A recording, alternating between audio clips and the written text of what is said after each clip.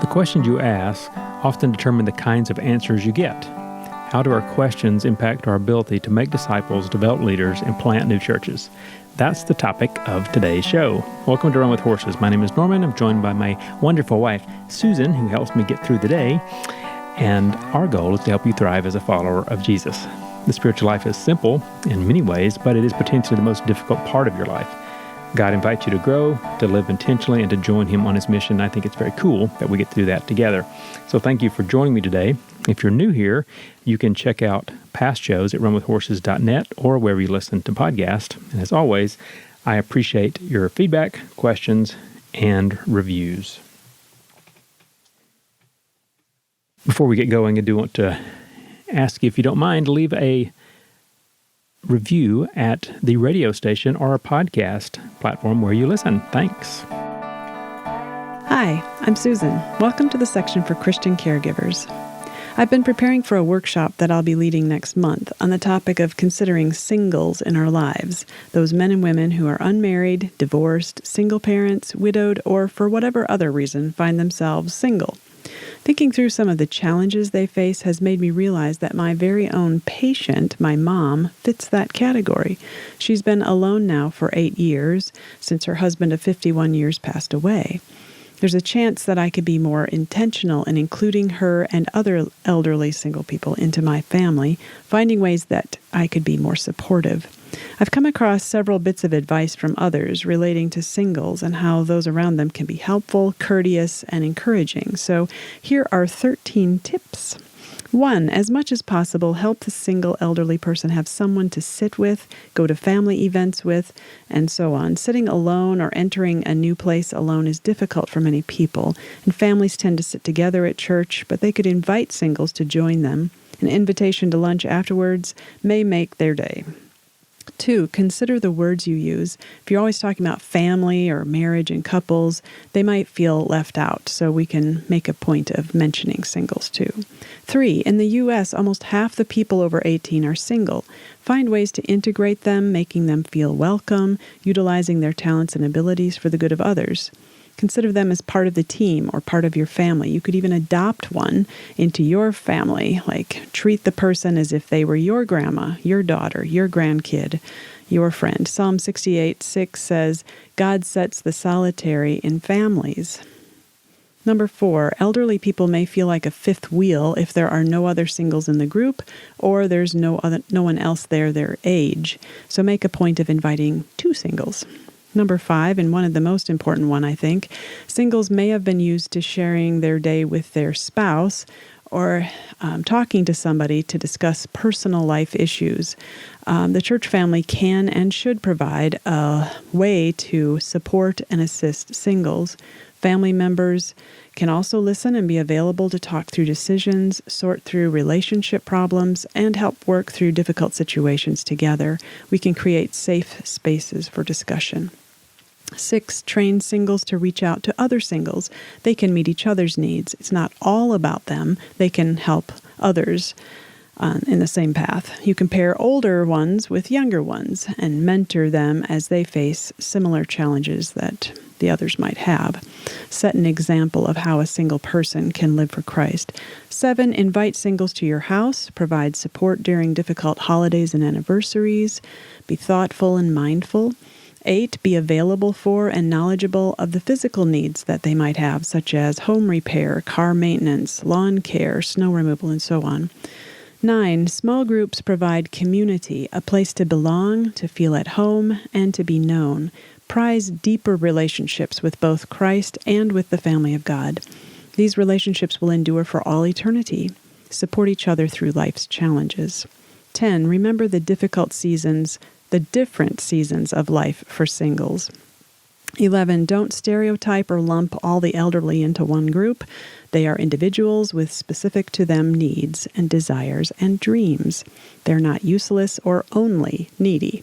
They can serve too. Number 12, help singles create structure and boundaries for their days. Kind of like the newly retired, they can experience the challenge of endless opportunity. And number 13, don't be afraid to challenge bitterness. Maybe you know someone who's going through life solo. How can you find out what needs this person has and fill one? Today, we're looking at the power of questions and the value of questions. There's lots of ways to think about it, but our vision and our theology are revealed by the questions that we ask. I think sometimes we don't ask good questions, or sometimes we don't question at all what we're doing.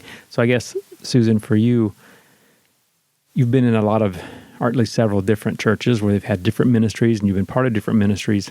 How often have you been part of one where they not just evaluated, but asked questions about going forward? So I guess both sides of that, evaluation plus asking questions that need to be answered for us to take steps to move forward. I'm not sure that I would be included in those discussions. Maybe a deacon board or something might have done that. I have no clue about that, but the only thing I can think of is after a Sunday school class, they had an evaluation form that they said, hey, what did you think about this? Did you like this? How would you rate that? But at the same point, it was very hard to be truthful because we knew the person that was leading it was going to be reading it, and he was a little sensitive, so hard to really. Well, that does color the way you evaluate things. So I guess you've taught and been part of the leadership of different ministries, so you haven't been part of one where they ask questions or evaluated or in the church? Yeah. Not off the top of my head. I can't think of any, but there's possible. Yeah, I don't actually think that's uncommon, unfortunately. But realistically, part of what we're talking about today is even Sunday school teachers, they should be part of that process. They're teaching, they should be part of evaluating and asking the questions to help go forward. Also, you mentioned deacons. Obviously, the pastor and deacons, people should be part of that. But to evaluate, say, a Sunday school program, every teacher should be involved in that. A lot of the ministries in the church, and we'll mention today, even things like the sound booth and the people who do the graphics, if you have overhead, things like that. Often we get into this is just what we do. We have somebody that can do it, but we're not really working on how do we do better? How do we use this as part of our process of being a disciple-making church?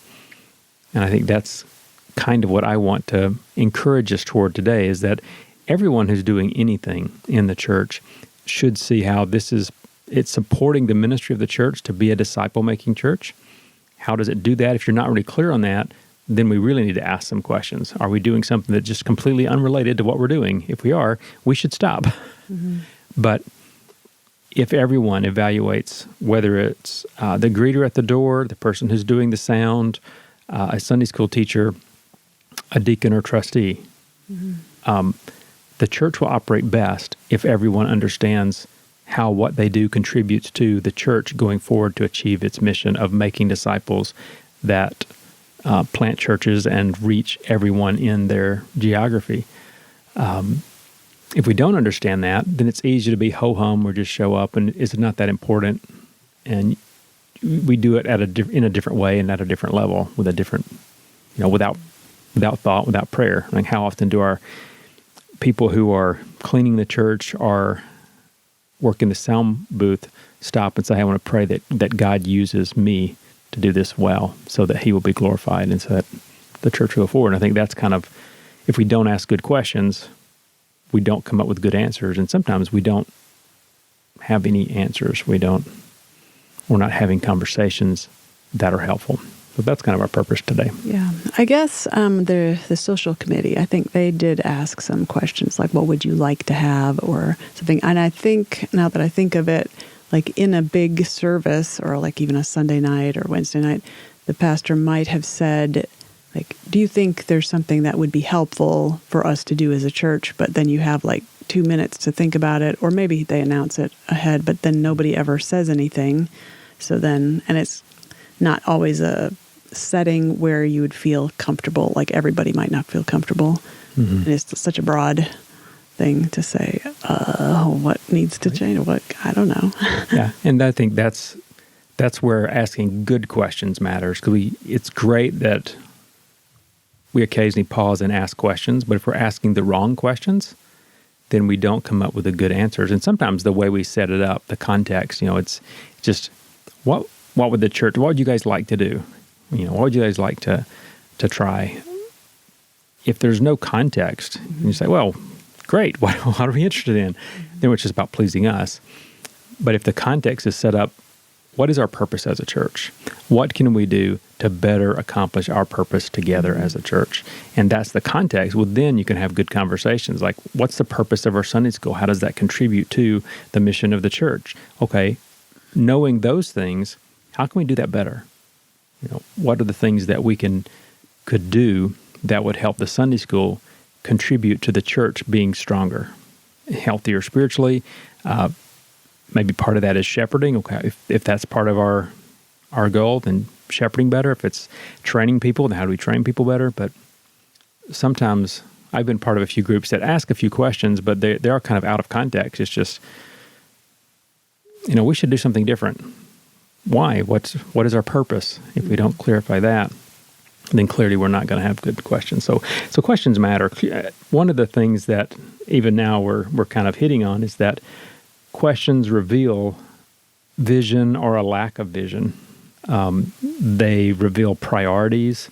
They reveal whether our drive is to just add to our church, we want a bigger ministry, or to multiply, to see new churches, to see our church and our church family be healthy, or to see every lost person have an opportunity to hear the gospel. So our questions and the way we answer them reveal a lot about who we are as a church and what we're trying to do. A good example, some people, they ask, how can we get more people to come in?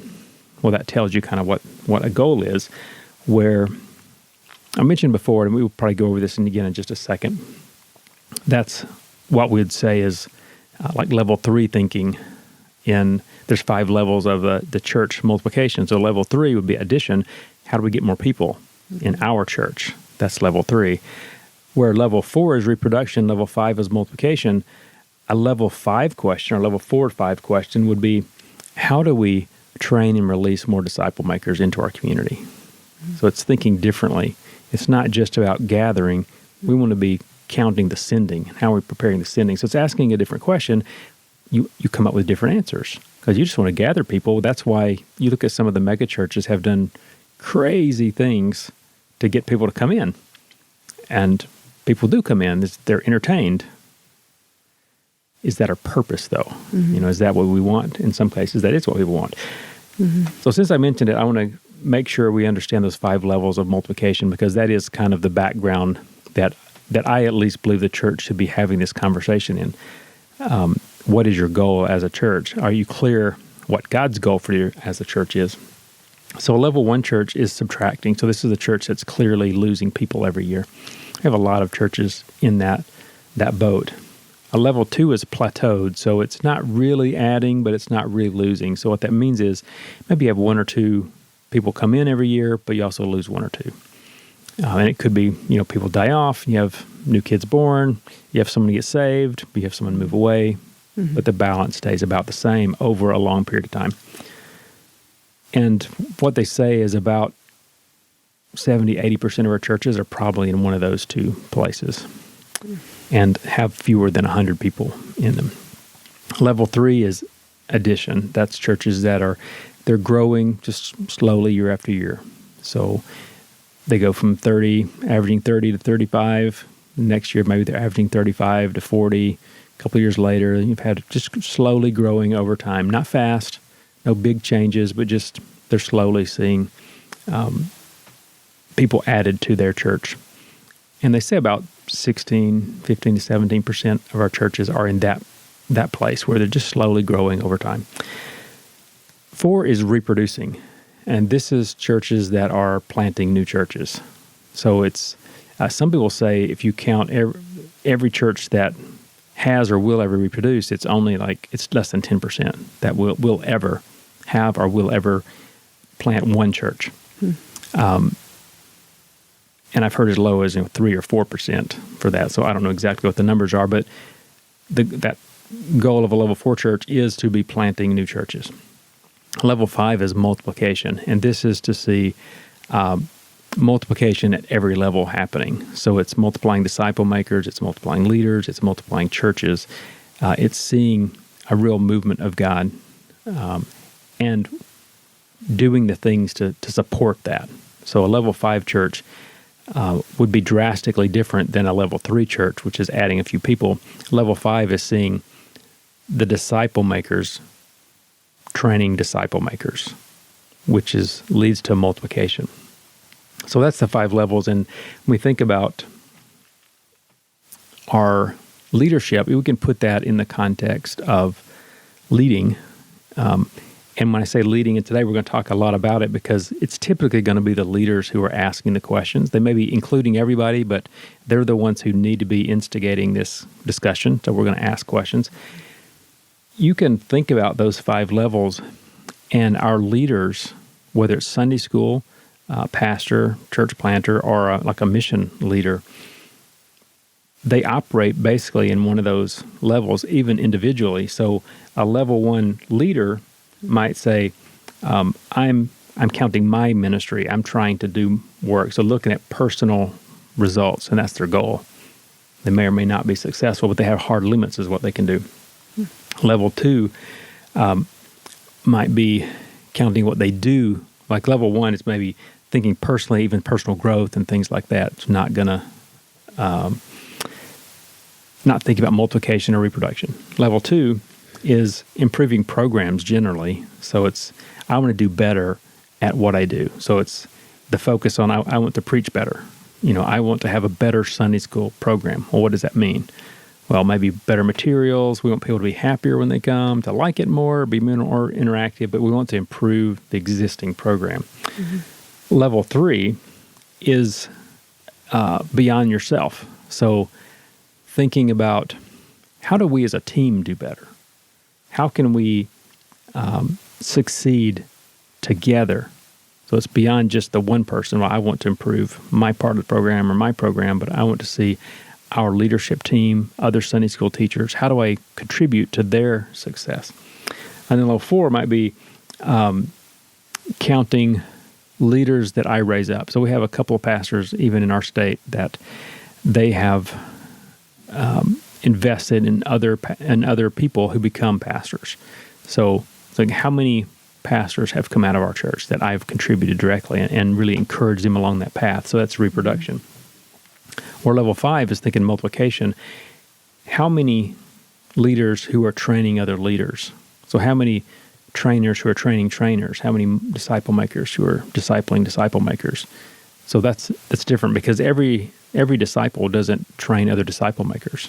Some really focus on, they're doing the work of evangelism, they're training people, but they stop short of helping that person catch the vision of really making disciple makers.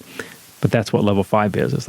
It's multiplication. So I want to pass on not just my trust in Christ, my foundation of looking at God's word and prayer, but I want to pass on that vision for you can train other people to reach other people who you'll never meet and to share that vision. So when we think about our leaders, again, Sunday school, sound booth, anybody, I'm going to encourage you, every leader should be thinking along those lines. How do I go beyond what I can do in my program to seeing other people do well? So at each level, you see you're asking bigger questions that are focused on eventually people well beyond you. So in the beginning, it's just people that I see directly. So that's my ministry. But level 5 is impacting people who I'll never even know about if I see leaders who impact leaders. Make sense? Sort of. Sort of. Okay. We'll see if it gets better as we go along. So, Paul's instruction to Timothy, and we've used this a lot, 2 Timothy 2:2, and passing on these things to faithful men who'll be able to teach others also. That method is really how the kingdom grows. It's how the church functions. And somehow, in spite of that, we tend to focus on maintenance. I guess that was at least my my view. Do you agree with that? Do you see it differently? Well, it's just easier because you've already got the programs in place. You just have to find somebody to head that up or do it yourself, and you just keep doing it. And it doesn't take any extra brain power except maybe like, hey, let's try a new book this time or something. But I also can see, like, if somebody has a vision of, hey, this is where we're heading, this is our reasons for why we're doing this, that's very attractive to me. And I would think if you're asking lots of questions, there's going to be more buy-in to say, hey, this is our goal. This is what we want to do, not just we'll do whatever the pastor says or whatever he's interested in. We'll just kind of tag along. So do you get the impression that most people are like that they would like to see a clear vision? Well, it depends, because I think if you don't have mature Christians in your church, that might mean that you're expecting something from them, and maybe they just want to come and sit and just attend and then leave and not really do anything. But that might help them to decide to go somewhere else. But I always wonder, you have the people that show up most Sundays, but maybe only for the main service. And they're not really part of anything else. You have a pretty significant percentage of people in every church I've ever been in that are in that category. I always wonder why. I was talking to our pastor last night about this. Why is it that some people are comfortable just showing up and they just want to be part of the service? Well, part of it, they want to receive the ministry of other people. They're not really, in a lot of churches, it's not very participatory. So they're not really part of the service. They're just observing it, maybe singing along a little bit. Why are they happy with that? And how do they miss that there's more? Because every pastor that I know of, at least they believe that they're sharing that there's more and inviting people into more. And I don't necessarily agree that every pastor is doing a good job of sharing there's a vision for more. But as you preach through the Word, how do you miss that? That to follow Jesus means more than showing up and putting a little money in the offering and singing quietly while everybody else does. My question is, if those people were presented with a clear vision of what God has called this church to do, this is where God has planted us as a church, and we have an opportunity and a responsibility to be salt and light. We talk about that a little bit, but I'm not sure we make it concrete very often. What does that look like? Here are concrete things that we would like you to pray for, and this, you are the church. It's not help the ministry of the church. You are the church. I think sometimes that's missed. It feels more like you're invited to participate or to support the ministry of the pastor and the leadership, rather than we're here to train you and equip you to be the church in your neighborhood, in your workplace, in your family. And I think people don't always grasp that. So they don't always want to support the ministry of the church by showing up at something. And I'm not sure they grasp it. They're to be trained and equipped to do the work of the ministry. Yeah, I'm not sure that the people in the pew can understand all of that just by coming on a Sunday morning. It's like somewhere there's got to be maybe even individual conversations about that, or like a follow-up kind of person, a discipler, because, are you going to say all this from the pulpit? Or, different people come in, and are you going to just keep repeating it all the time so everybody hears it? Or are we going to target these people and say, hey, what are you here for? What? And when we think about the questions we're asking, see, that's the question I think the church needs to wrestle with. We have people come in, how do they get the message? Yeah. Because a lot of, I'm all for expository preaching.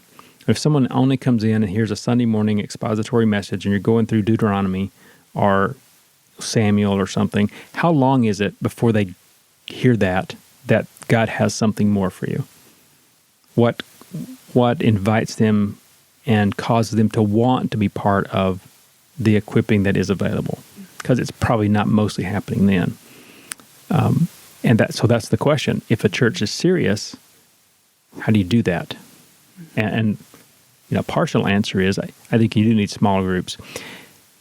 You do need people who are equipped to have those conversations one-on-one. So when someone comes in, there should be someone who every time there's a new person that they look to connect with them and share with them in that one-on-one conversation.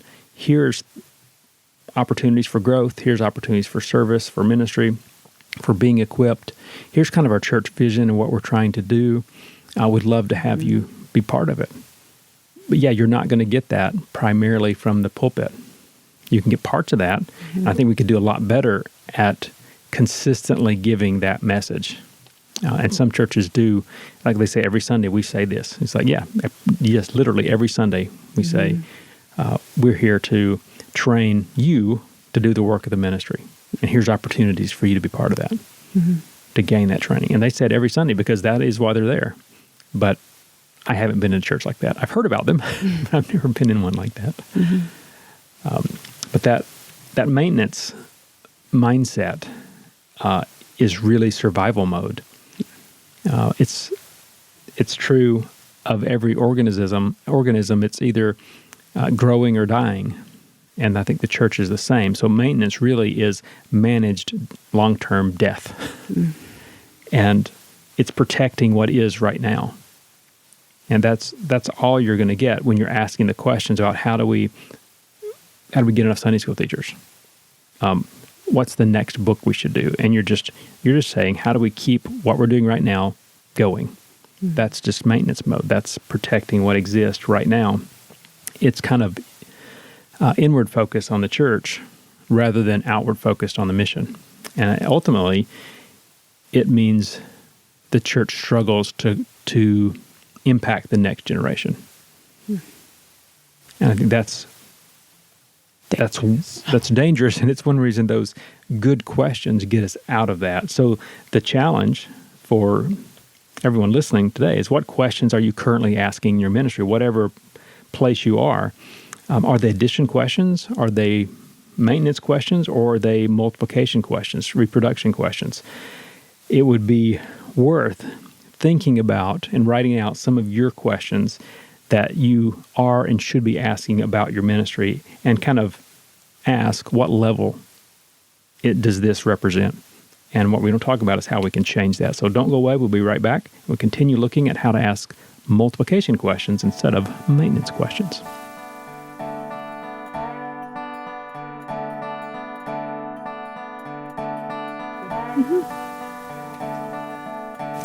Welcome back.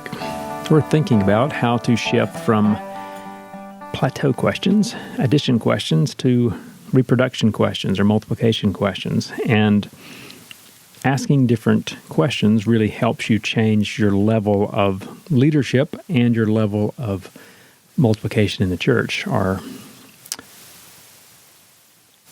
progress on the mission.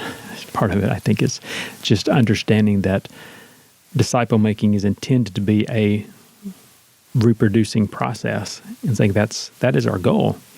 So how do we do that?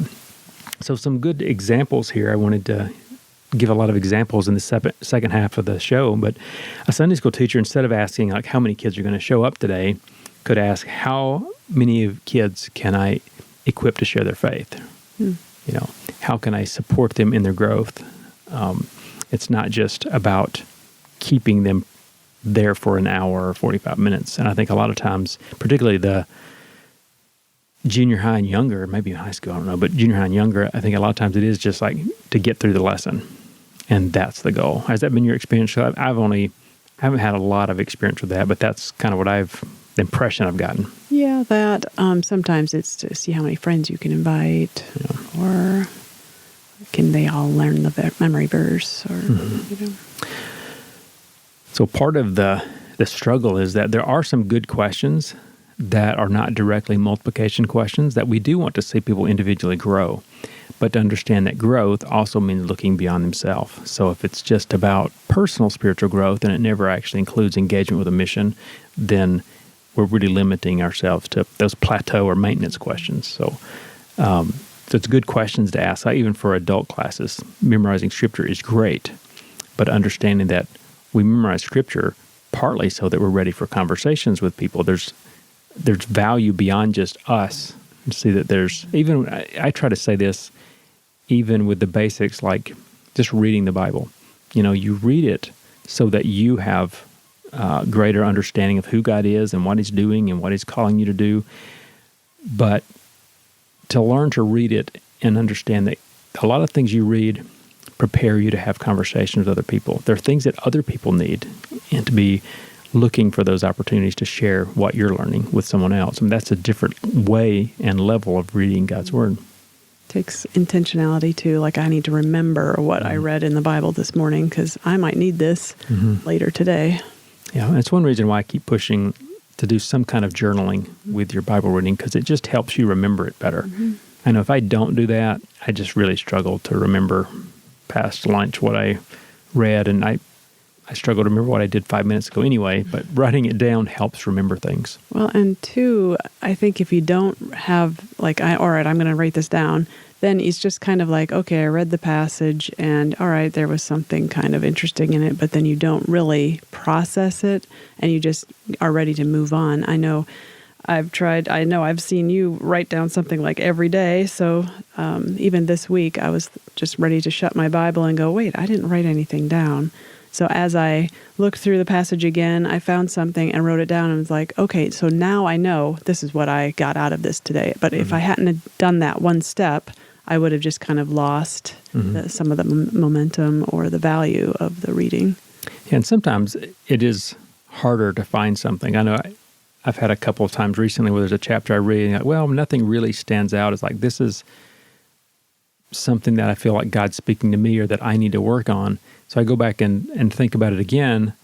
What in general, just the church? Is there something here that people in the church need to be remembering that maybe I feel like I'm doing pretty well with? It's not really something I need right now, but is there something that would be good to think about and consider how it can help someone else? And looking through it again like that, go, oh yeah, this is a good one to remember. It's just generally helpful for a lot of people. Or sometimes it helps to think through people that I'm praying for or that I'm trying to disciple and think, is there something in here that if I had the right opportunity, I'd want to share with them? And it does help, because every day you don't find something, this is what I need. But to realize I do want to come away with something today that is worth thinking about. And I always find something.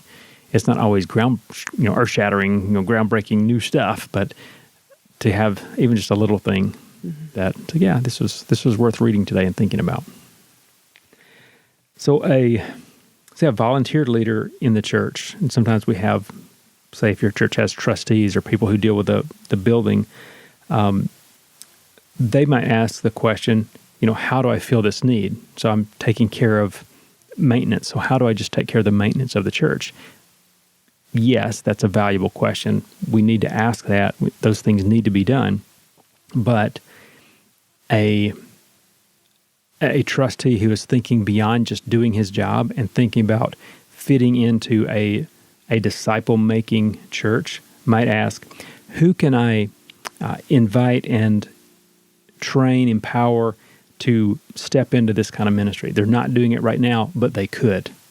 How do I invite them in and show them what this is? And it might be a step along the way for that other person into ministry down the road, and it might be a step for that trustee into a greater disciple-making relationship with people, because it doesn't have to be and shouldn't only be about just the physical job, but inviting someone in and talking through this kind of ministry gives opportunities for real conversations about what it means to follow Jesus. And as you build that relationship, you get involved in disciple-making. So every leader at every level can think that way. And I think it's worth thinking that way. I don't think it's natural for us, and we often don't equip people or train people to think that way. And it's quicker if you just do it yourself, So you have to kind of fight some of those excuses that we want to put up, or it takes some planning ahead. You can't just go, oh, I'm going to clean the church today. Hey, I'm leaving in 5 minutes. Can you come with me? So you have to be thinking ahead. And yeah, that's a struggle, I think, for a lot of certain personality types, because they look at the task that needs to be done and they say, I can do it faster and better, so why would I ask someone else? Mm-hmm. And the reason you ask someone else is because you want them to be able to do that job, and you want to equip them to follow Jesus well. And they need opportunities. It's an ongoing conversation I have with quite a few different pastors.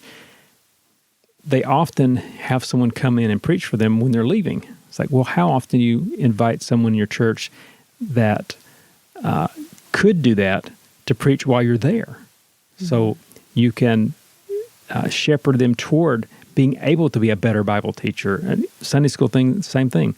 Invite someone to teach a Sunday school class and then help them become a better one. Not just, can they do it if it's absolutely necessary? Well, yes. Could they do it better if they were equipped and trained and encouraged and taught? Yes. Mm-hmm. You have to do that when it's not urgent. But if we're thinking, well, I can just do it better, I can do it faster, well, that may be true. Mm-hmm. But then you're limited to what you can do. But if you trained 5 people to do it, your capacity for ministry increases. And I think that's the way we should be thinking. I'm having flashbacks to you encouraging me to teach our kids to cook. And I chafed at it because, like, I have an hour. I need to get all this stuff done. And they're slowing me down and they're grumbling about it. And I can't motivate them, or they're getting on my nerves. And so I didn't do a very good job of discipling my children in the kitchen. But, so you have to kind of look at it a little bit differently and, buy into the value of it and agree that this is a good thing to do, and then make it happen. Yeah, it's valuing something different and having a different goal. So the goal is not to complete the task. The goal is to prepare the person. And if you see it that way, then the task is just the process that you use to prepare the person. It's the tool. Yeah. And I think that's a healthy way for the church to look at everything that it does. So we don't have to do everything perfect. I mean, if everything is happening perfect, it probably means we're not training people. Because people that are just getting started doing it are going to do it to a lower level. That should be okay. We should embrace that. And even as a pastor, as a church leader, to share with the church, hey, we have people that are going to be doing things in ministry all the time where they're not comfortable doing it. So you're not looking, hey, this wasn't done as well as it could have. That's true. Right. It wasn't done as well as it could have been done because we're equipping other people to do it. Mm-hmm. We're increasing our capacity.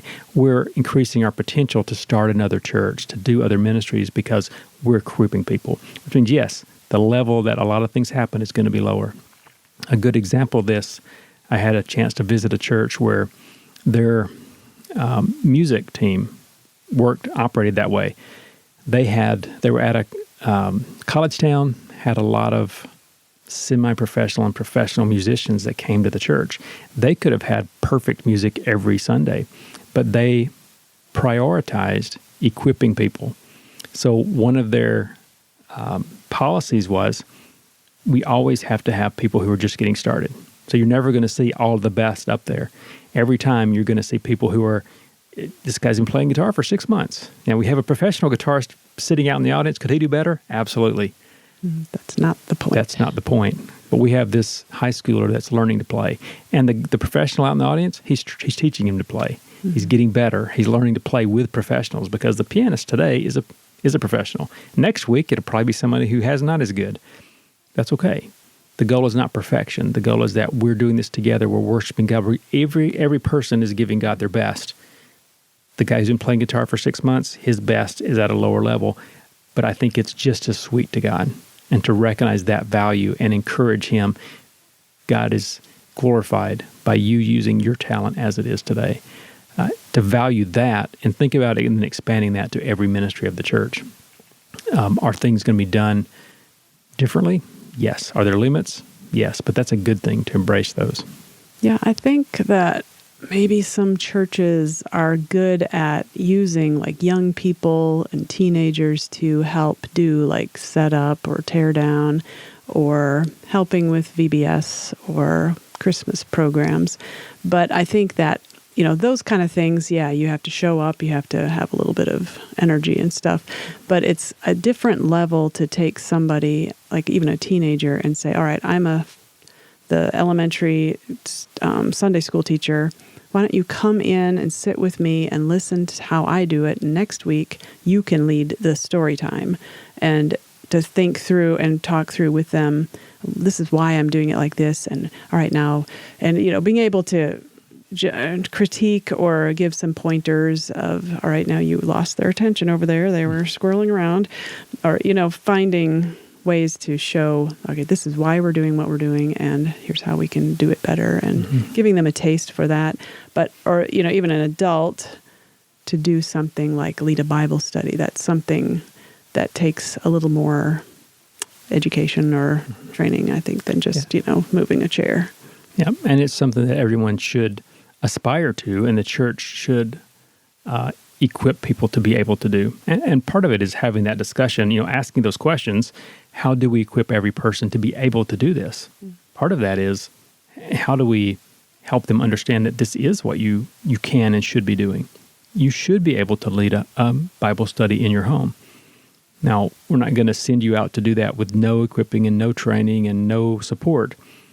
But here's a logical succession of steps that will help you become more comfortable and able to do that. You could do that.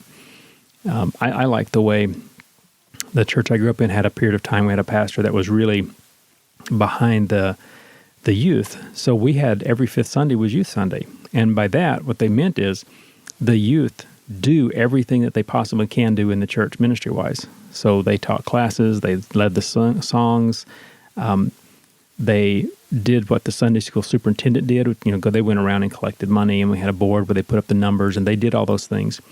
And to be able to do that, the week before, they shadowed whoever was doing the job they were going to do on that fifth Sunday.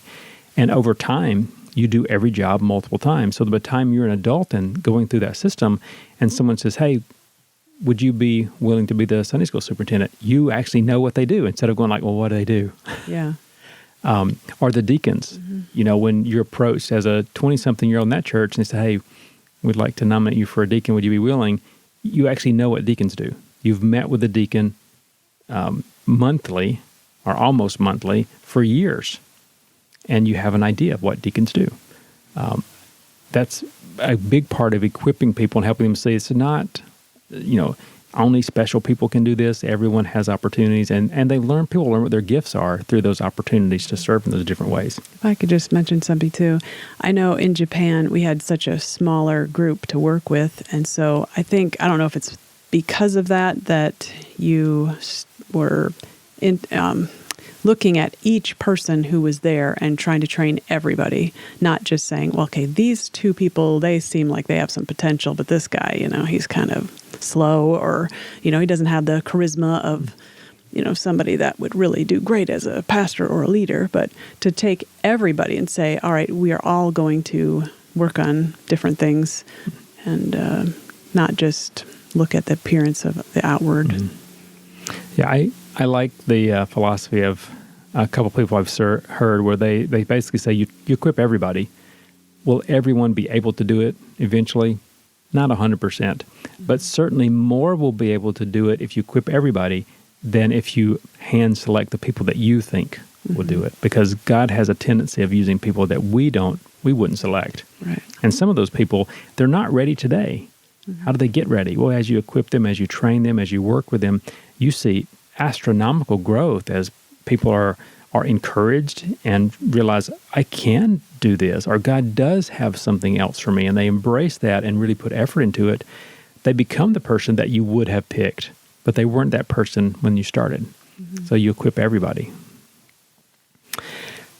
So we're looking at, some different examples of asking those questions, good questions, but like a pastor, instead of asking, how can I grow this church, can ask, how can we plant more churches? It's thinking beyond just their service, what they're doing. Some questions that I think maybe everybody should be asking are things like, who am I discipling right now? And who could they disciple next? How am I passing on that vision? It's helping them see, maybe you're discipling a high school boy, saying, who are the junior high boys is there someone that you could connect with and reach out to, and you could begin sharing with them what you're learning, but help them see that's the way this works. I'm investing in you, but it doesn't stop with you. So even asking that question, who could they possibly disciple? How can I encourage them and prepare them and support them as they do that? Thinking about what leaders am I raising up? And again, we're thinking about every leader at every level. So as a Sunday school teacher, to look at the rest of the people in the church and say, who's not serving that could do this? And how could I invite them in and not to throw them in from zero? And that's what often happens. It's why it's so hard to get Sunday school teachers, because we say, hey, we need a Sunday school teacher. Here's the book. Good luck. Well, that's horrifying. I would have hated that when I was younger. Fortunately, that's not the way I got started. Mm-hmm. I had someone come to me and another college kid and said, would you co-teach a summer class with me? I will teach you how I teach, and you'll have opportunities, and I'll work with you. Mm-hmm. That was a much easier way to start, because if they had just handed me the book and said, go, I would have been terrified. So how do we look at the church as a Sunday school teacher and say, who could do it? How can I invite them in and say, hey, would you like to come and see how I teach? And this is something you could do as a deacon, to look at the people in the church, and how can we reach out to the young men in the church and say, this is something that one day, you might be invited to do, and I'd like to share with you what it means to be a deacon, what the values are of the church, and what kind of husband, father, man you need to be. How do we, as sound booth, who could do your job? Who are the young people that might have an interest in that, and you could equip them to do that? I think at every level of the church, if you're asking those questions, then the mature or the more mature people are looking at the people who are not serving and not doing much, and disciple making becomes normal. This is the way that we operate as a church. We're looking at people and saying, how can we help you to grow? How can we help you to take next steps? That just would be encouraging for the people. Can you imagine? If you're in junior high, high school, and someone comes, you say, hey, would you be interested in doing this? I think you'd do great at this. I'd like to work with you, and have some older person that shows interest in you. A lot of people don't have that. That should be normal. And how do we get there? If we ask better questions, we're more likely to come up with better answers. You got to have the courage to be that older person that says, hey, come into my life, and it's scary because you're like, well, maybe they'll say no, or maybe they'll laugh at me in the face, or say, forget you, or I don't know everything. Or I don't know how to teach this person anything. Mm-hmm. And you just feel awkward and uncomfortable. So a good way that maybe helps people take that step is to consider, who would replace me if I couldn't do this tomorrow? Mm-hmm. Have I done anything to equip someone else to replace me? And often that doesn't happen. It's like this person teaches this Sunday school class until they physically can't do it anymore, and then, oh no, now we're desperate for somebody else. No one's done it in the last 20 years. That's not a good place. I think we just hope that they will look at our example and say, I want to do that too. Well, and sometimes that is true. People do look at our example and want to be like us, but how much better if they learn from us and have that opportunity. And so one question that certain levels, pastors particularly, and the leadership of the church, one way to think about it is, what's stopping me from giving more away? There are opportunities for ministry that often the pastor loves doing certain. I love teaching this Sunday school class. I just love it. Mm-hmm. Well, what keeps you from allowing someone else to have that joy, teaching them to do it? I have a feeling that they say, oh, the church is paying me to do this, so if I'm not teaching it, they might think I'm slacking. Yes. I've actually heard pastors say that. Well, people have said they're paying me to do this. They don't like it when I have someone else do it. To me, part of that problem is the church doesn't actually understand the role of the pastor. Mm-hmm. But if the pastor is really helping people understand, my primary job is to equip you to do the work of the ministry, which means when you see more people doing stuff, it's evidence that I'm doing my job. Mm-hmm. But if you haven't communicated that and the church doesn't understand that, they go, hey, we're paying you to preach. No, you're paying me to make sure that truth is proclaimed, that it is biblical, and you're paying me to equip you to do the work of the ministry. So we want to make sure that whoever is doing it is doing a good job. But if I'm equipping someone else to do it and they're part of that rotation, that's a good thing. That means you're going to be better prepared, better equipped in the future. You're going to be a healthier church, because what if I get sick and I miss a month? If I've equipped somebody, it's a healthier church. How does that happen? Well, it means they got to go in the rotation when I'm healthy. Otherwise, we're stuck with people who maybe come in from outside, or someone who's never done it before, who's nervous, and we have people complain because it's not done well. It's hard to get somebody to come in, and they're different. We don't really like them. It's like, well, I need to equip you guys. So a lot of the asking good questions is, I've heard I think last year maybe was the first time I'd heard this. It's the 4 letters, I see in you. To look at people and say, you can do this. I see God at work in you. I think this is something you could do. How many people can you say that to? That has been my goal for a long time, to look at everyone and say, hey, you know what? I think you could do this. Have you thought about this? And sometimes it's years of having those conversations before they go, yeah, I think, maybe I could make some changes and be available for that. But to continually say, God's hand is on you. God's has some opportunities for you. I see you doing this. I see those abilities. To have those conversations with as many people as possible is one of my goals, and to give away as much ministry as possible. But that's not always easy. And for the leadership, Sunday school teacher, deacon, pastor, it means a little bit of redefining what a successful ministry looks like. And that's hard for us, because we feel expectations from people in the church, from parents of the kids who are teaching. It's like, hey, you're supposed to teach it. Why do you have this high schooler doing it? They don't do as good a job. Well, and maybe 1 or 2 might voice that, but then you think everybody feels that way, and that may not be true.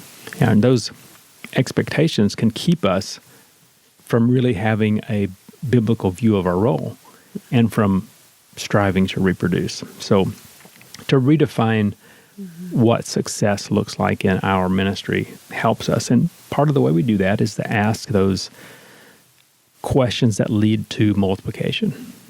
How do I move this ministry beyond me and have other people taking part in it? A good way to think about it, in the past, most jobs had apprentices, and that's how you learned the job. I think the church should have that model. So every person who's serving should be challenged. Look for an apprentice.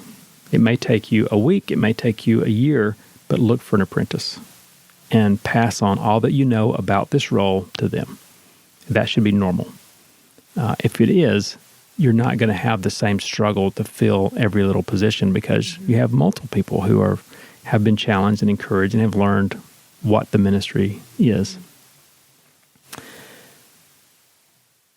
If every leader in your church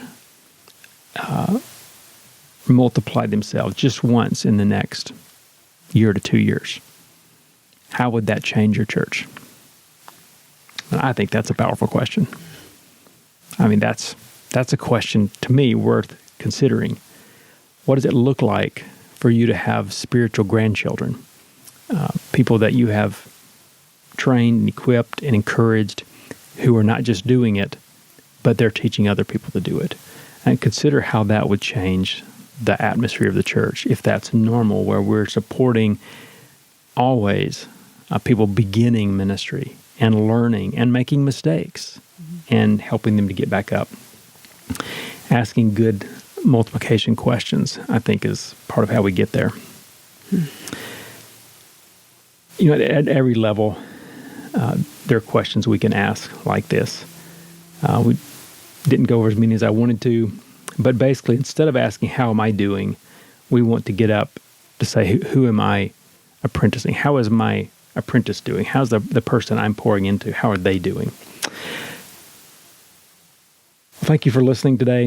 If you enjoyed the show, you can listen to all the past shows wherever you listen to podcasts. Leave a review. It does help other people to find us. Basically, don't be discouraged by the challenges. Keep looking to encourage other people and train them and do the work of the ministry. Until next time, keep running. With somebody else. If you're a caregiver, then you have a desire to provide a safe place, a refuge for the person who's in your care. But the truth is that caregivers need a place of refuge just as much as anyone. The path you're on may stretch ahead of you and seem overwhelming at times. This was how the prophet Isaiah saw Israel back in his day. Isaiah spoke God's message of truth, judgment, and a bright future. A Caregiver's Refuge is a book that takes caregivers through the book of Isaiah, highlighting topics relating to what we need on this journey. With 52 short devotions in print you can read, you can find the refuge you are seeking. And what's extra special is you don't have to read this book alone. A Caregiver's Refuge comes with discussion questions for every devotion. To locate this book, you can find a link to my author page in today's show notes. You can also find on Amazon.com a Caregiver's Refuge with my author name, Susan Jane Smith. So grab a book and one of your fellow caregivers and discuss together how you can find true refuge in our Lord.